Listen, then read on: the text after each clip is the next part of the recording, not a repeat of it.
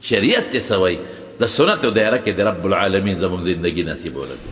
په دې ودونو کې دا خلک څومره بې پردګي کوي څومره کوي په دې کویدنو کې په دې ودونو کې جنکې هغه جامې واچي او نن سبا خو موبایل دي دا ټوله لکان له په موبایل تصویرونه بس او دی وته خوشحالي هغه تصویر لاړ شي نیټ ته او په دنیا کې خلک په شرمونو باندې وشرموي وره حیا ښه شی دی چې رسول الله مبارک وي ښه شی دی رسول الله مبارک وي د ایمان لوی شعبه ده او د ایمان لویه حصه ده نو د پیغمبر په خبره کې شک کول خو کفر دی بیا نو د مارونو خپله به هم حیا کوو کشر کول نوجوان نسل ته ویم د خپلو کشرانو ته ویم دا مسلمانانو بچو ته ویم دا زمونږ بچي دي دې ته م وایو چې تاسو به مهرباني کوئ د حیا ژوند به تېروئ پردو جنکو ته مه ګورئ او په نیټ کې غلطو تصویرونو ته او پردو جنکو ته کتل جرم دی ګناه ده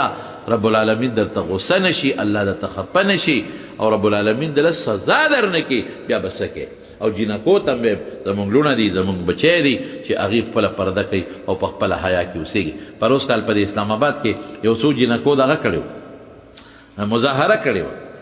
او دا به یې وې چې میرا جسم او میری مرضی زما وجود دی او زما مرضی ده خدایا دروغ ولې وې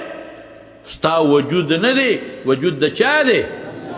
د الله دی که نن ستا دا سترګې خدای اخلي تی ځان نه بچ کولی شي فایده دې صرف تالی نور خدای کله دې وجنې وجلې دي شي کله دله لاس ماتوي خپه دله ماتوي سترګه دله ماتوي غوږ دله پرې کوي قسم په خدای که ته بچ کوي یو ماشي نه ځان نشي بچ کولی دروغ ولې وي چې معراج سم او مرضي زمونږ نه ده مرضي د چا ده اختیار تعالی خدای درکړی او دا اختیار د الله د رضا مطابق استعمال کړه قمقلي دا څه کې دا نخره مه جوړوه دا نغوا مه جوړوه زه ستوات ته تللی وم دا واقع تاسو ته ما ویلم ده یو څو کاله مخکې نو هلته کې د دې انجیو دا جنکۍ ګردې را ګردې دا خلکو کې بربنډتوب خوری او د ښځو کې دا یو فیشن جوړوي چې دا بهر راوځي نو هغه یو مولانا صاحب راته قصه کوله چې د انجیو یو جینۍ راغلی یو کور ته یو بوډۍ ناسته وه سبزي پرې کوله د کور او داسې مخامخ غوا تړلې وه په موږي باندې په اخور نو د انجیو دا جینۍ بربنډه نیمه بربنډه هغه ښځې ته وي دا څه کې وي سبزي پرې کوم که وایي په دې څه کې په دې څه کوم دا پخومه زه به وخورم خاوند چا راوړې ده دا د خاوند راوړې ده دا پخوم نو هغه جینۍ ورته وایي دې بوډۍ ته وایي تا او د غوا کې څه فرق دی دا غوا هم په موږي تړلی ته هم په دا کور کې ناست دی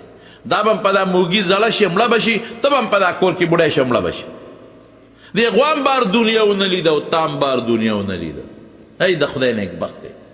ته غوا کې فرق سره بار روزه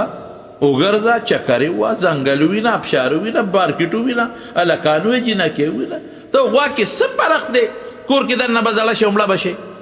وایي چې دا خبرې کولې کې د کور والا خره را دننه شوه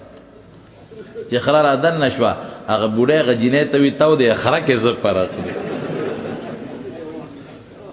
دا خره هم ټوله ورځ بار ګرځي په ډیرانونو تم په ډیرانونو سره ګنده مجلس ډیران دی که د خرې غاړه کې مپړې چې په کومه لاړه ووته تا غاړه کې مپړې چې په کومه ووتې خورارې وایي نو ګوره موږ به دا نخرې نه جوړو د خپلو لوڼو خویندو نه ښه عزتمنده ښځه حقه ده چې په خپل کور کې خشته ښکلې په پرده کې ناست دی ودې دې پرده کې د غم خادم کوي منه نه ده په پرده کې دا ضرورت سیزونو لمبار اوزي اسم معنات نشته خو پرده کې دا نه چې ګنې کور کې دې بس تړلي الا تبرجن تبرج جاهلیت لفظ راغلی دی چې د جاهلانو ښځو په شان دې بار نوځي د جاهلیت ښځې به څنګه بې پرده هغه دې نوځي نور که د ضرورت دپاره غم خادی دپاره د رسول الله مبارک زمانه کې بې زنانه به غم خادوله تلې په لارو کوڅو کې به تلې غم خادوله جومات ته مانځله به هم پرده کې راتلې موږ دا نه وایو چې په کور کې زړې شي ورستې دي شي نه غم خادی له د ضرورت مسلې له ډاکټر له بعضې وخت کې چاته حاجت پېښ شي نو هغې له وتې شي خو په پرده کې څنګه چې کیله په خپل پوستکي کې بنده ده دقسې په پرده کې چې دا محفوظ وي او پرده کې دې واپس راځي او پردو سړو سره چې چا نه ستر دی هغې سره نه ستر کوي که په کور کې نږدې رشته دار دی سلام کلام دې ورسره وکړي چې ډوډۍ دې ورته پخه کړي روانه دې نه کوي خو مستي خندا خوندي اندامونه د هغې په مخ کې ښکاره کول بربنډول دا ګناه ده مټې ښکاره کول ګناه ده مرۍ ښکاره کول ګناه ده سرخ ویخته ښکاره کول ګناه ده، بغیر لاندې خپې ښکاره کول، لیچې ښکاره کول، نیم عریان دا نري کمیسونه لوپټې، قسم په خدای که به دې کې منځ هم کېږي. څلورمه حصه د عورت چې ښکاره شي منځ نه کېږي، دا د جارجټ لوپټه کې خو ستا سټ ښکاري، ستا سر پکې ښکاري،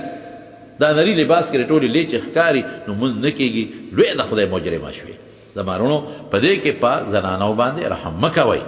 زنانو له اسلام ډېر لوی حق ورکړی دی، غټ حق یې ورکړو چې دا به د کور سرداری، دا به کور ناستی سرداره وی، د دې ډوډۍ په خاون، د دې جامه په خاون، د دې غم خاده پیسې په خاون، د دې دارو درمل په خاون، دا به اډر کوي او کور کې قیدیم لره ضرورت لپاره وتی شي خو پرده به کوي. الله پاک ته زمونږ او زمونږ د زنانو حیا نصیبه کړي او د بې حیا نه د الله په امن او امان کې وساتي. د اخترونو میانځ کې به واده نه کوې، شوال کې به نه کوې. د دې اصل مصدر اشاله ده او دا نقصان او یو شی ختمول او نقصانی کولو ته وایي. نه، حضور پاک رواجونه ختم کړي او دا ډېر رواجونه زمونږ ورې د دې ښځو د لاسه میدان ته راوتي. زه اکثر وایم یو د خدای او د رسول کتاب دی، یو د ښځو خپل کتاب دی. او زمونږ ښځې د نهی پر ورځ جامې چهارشنبې او د نهی جامې نینځي، وی دا سپېرې. د جمعې پر ورځ خو بلکل ښځې جامې نینځي، او جمعې پر ورځ که جامې وینځلې که نو نقصان به پېښېږي. مې زمونږ طالبان خو ټول د جمعې پر ورځ وینځي، چا ته نقصان پېښ نه شو. دا د ښځو رواج چې مړی وشي نو څلوېښتو ورځو پورې جامې نینځي، دا وی تبی راځي، دا ټول ګناه ده. او چې کوم ځای کې مړی ولمبئ هغې ته بیا شمې بلۍ وي، دلته هغه د مړي روح راځي، چې کوم مړی د هغه روح دې تختې له راځي. شمې بلو چې روح ته یې رڼئ، نو په لاره تیاره ده او دلته رڼا ده، څنګه ورسېد؟ دا ټول رواجونه دا ګناه ده. نو یو پکې د شوال په میاشت کې په 2 اخترونو کې نکاح واده دا باغوی کو. نو حضور پاک د عائشې صدیقې رضی الله تعالی عنها سره نکاح د رکوټ اختر په میاشت کې وکړه چې دا رواج ختم شي. او بیا حضور پاک د عائشې بیبي وادم د رکوټ اختر په میاشت په شوال کې کړی چې رواج ختم شي. نو د رکوټ اختر په میاشت کې نکاح یا واده که څوک کوي او په دې نیت کوي چې زم دا پیغمبر مبارک تابعداري کوم چې دا رواج ختم شي، نو دا سنت دی او دا ډېر لوی اجر او ثواب لري. بی بی عائشہ صدیقہ رضی اللہ تعالی عنہ سوئی وی زمانہ بختور خدا بلا نشتا، وی دلیر بختور وی خلق وی چې پر کوټ اختر کې نکاح واده سپیره دی، وی زمان نکاح واده دواړه پر کوټ اختر میاشت کې شوی دی، او زمانہ وی بختور خدا بلا کبا وی دا هغه بختور خدا چې حضور پاک زما سینې ته ډډه والی و او زما په سینې خوا کې غیږ کې د هغه نه ساه وتېده. وی زه هغه بختوره ښځه یم چې زما کوټه کې د دواړو جهانو مبارک سردار دفن شوی دی،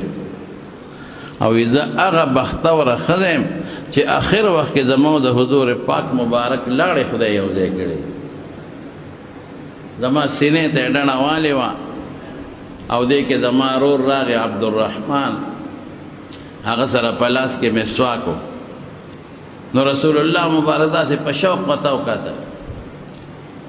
نو زه پوه شم چې مسواک ته زړه کېږي، مې د الله رسوله مسواک ته شوق کېږي. وی سر مبارک یې وړقو، ای نعم. نو ما هغه راواغېسته، نو کلک و،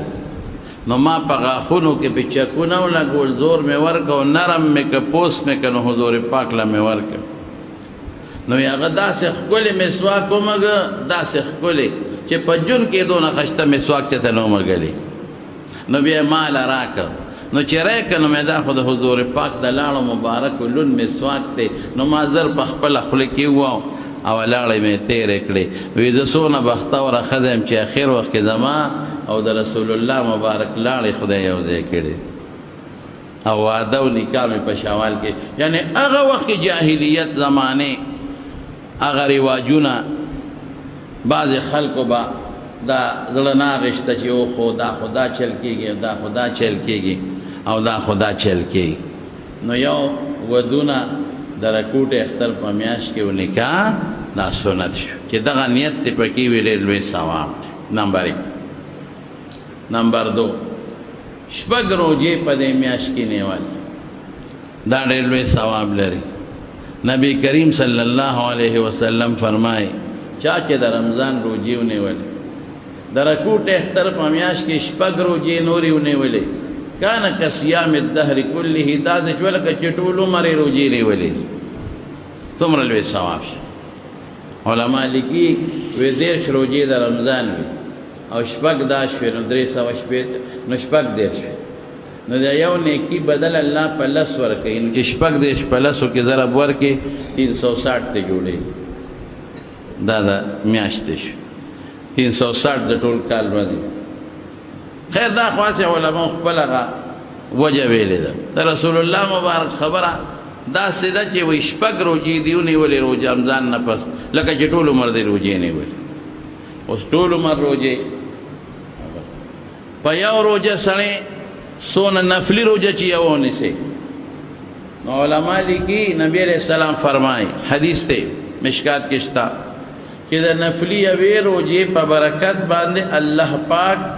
انسان د دوزخ نه دونه لرې کوي لکه د ځمکې اسمان مینځ کې چې څومره فاصله ده. یو روزه په یو روزه دونه انسان د اور نه لرې کوي. یو روزه دومره لکه د ځمکې اسمان مینځ کې چې څومره فاصله. نو چې ټول عمر روزې ونیسي څونه فایده شو. یوه. دویم رسول الله مبارک فرمایي وای چې په دې حیواناتو کې یو مارغه دی قاغه ورته وایي او قاغه حیات الحیوان لیکلی دی چې د دې ډېر لوی ژوند دی، د دې د زرو کالو پورې هم ژوند شته، زر کاله ډېر شي. نو وایي چې دا د خپل جالې نه بچي پاسي او پر شروع کی او تر مرګ پورې یو شان پروي دانې له خوراک لدا کوزه نشي. نو چې دې څومره پرو نو دومره به رب العالمین د یوې روزې په برکت د جهنم نه لري.